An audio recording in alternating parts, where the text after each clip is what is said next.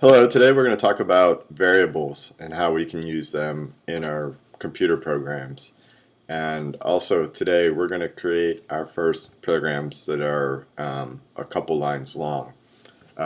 If you watched my previous video, we were basically writing a bunch of one-line programs in the console. So I taught you that basically the computer is capable of doing arithmetic. So if I type in 5 plus 2 as my little one-line program, the computer is going to evaluate that expression, which turns out to be 7, and then it's going to print it. And I talked a little bit about why this website's called REPL. It's a read, evaluate, print loop. The computer basically, oops, wrong window. The computer reads, evaluates, prints, and then starts all over again, which is why we call it a loop. It's like it's looping back to the same things that it was doing before. Okay, but today we're actually going to use this left-hand panel, that's the white panel, and I'm going to show you first of all that from the left-hand panel we can actually control what shows up in the right-hand panel. Let me enlarge things a little bit. So I'm going to say console, actually let me refresh real quick just to clear out the window. Okay, and then I am going to say console.log10. Okay, and then if I hover over toward the right, this little play button shows up, and all I have to do is click it, and now I've run my program on the left hand side is actually controlling what shows up in the console on the right hand side. And the nice thing is that I can actually make longer programs. So let's say I want to print out the numbers 5, 10, and 15. I can do that, and when I run the program, all three numbers show up. And in fact, I could also do arithmetic as I was doing before. So I'll say I then want you to show whatever the value of 5 times 4 is. It's not literally going to print 5 times 4. It's actually going to evaluate this expression because that's the power of the computer programming language. It knows how to evaluate expressions when it sees them. So if I run this program, you can see that the first 3 lines are 5, 10, and 15 as you would expect, but then the last line, the program has actually evaluated the expression and printed out 20. Okay, so let's refresh it again just to get a clear window, and let's try calculating some facts about somebody that was born in the year 1999. So let's say somebody's born in the year 1999, and we're trying to figure out what year will it be when this person has their 16th birthday, and then what year will it be when they have their 21st birthday, and then what year will it be, say, when they have their, I don't know, 65th birthday, which is traditionally when people retire. But not everybody. So if I run this program now, I should see 3 values, and you'll notice that in each case the actual expression was evaluated. So on the right hand side you don't see 1999 plus 16, you see 2015 because the computer has actually evaluated that expression for us. Okay, so now we're going to come to a new concept. Just to review actually real quick, what we've done on the left hand side is we're actually writing programs now that are like 2 or 3 lines long, and the program, in order to control the console, whenever you want to put an expression, whenever you want to evaluate an expression and have it show up in the console, you say console.log.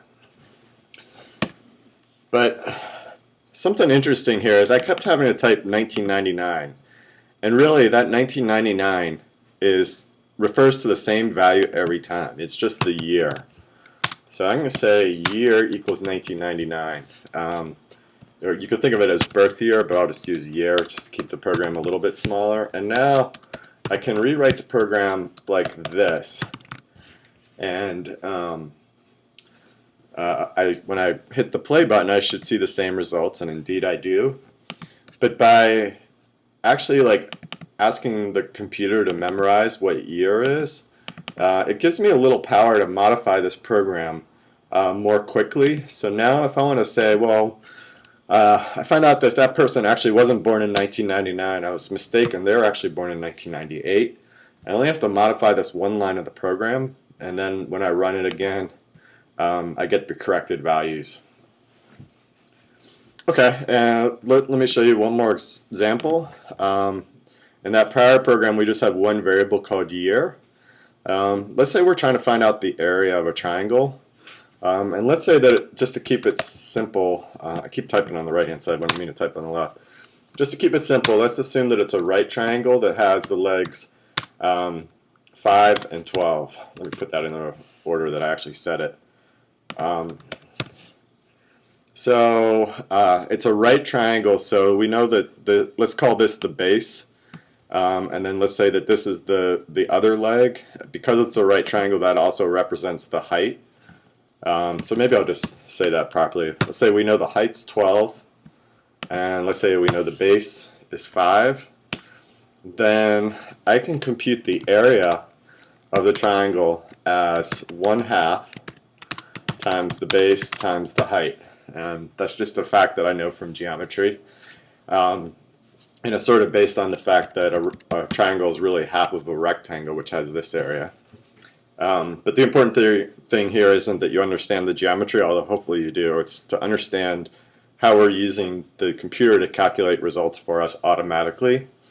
So then the very last statement in this program is going to be me printing it out to the console. Okay, so let's try running it. Okay, good. We get the value 30, which makes sense. 5 times. Actually, we can verify it over in the console. We know that we can figure out what 5 times 12 is, and then we know that it's taking half of that value, and that's how it got 30. But let's review the program a little bit. So in this first line, I have this expression, very simple expression. It's just a number called 5, and I'm not actually printing anything to the console yet. Instead, I'm asking the computer to save off this value and remember it with basically, you can think of a variable almost as like a label for a value. It's the way that you tell CoffeeScript to remember a certain value so that you can use it in other places in the program. And it also makes your program more readable because you're sort of stating up front, okay, I've got these two values, the base and the height, and then I'm calculating the area from it, and I don't have to actually specify the exact variable or the exact values here. I'm actually using a more generalized thing. And then finally, the last line of the program prints out to the console. And just like in the example of changing the birth year, we can also change these values now very easily. So let's say we want to find the area of a triangle that now has a base of 7, but this may be the same height. I only have to change this first line, and then the rest of the program is actually going to remain the way it was before. And if I run this program, I get the value 42, and we can kind of validate that the program really was doing what we expected by writing that, and that's how it got 42. Okay, so just to review what we've learned today, we continued to use the console as we did before, but now we're starting to write actual programs on the left-hand side. And there are two things we basically learned. We learned that we could control the console by saying console.log and then some expression.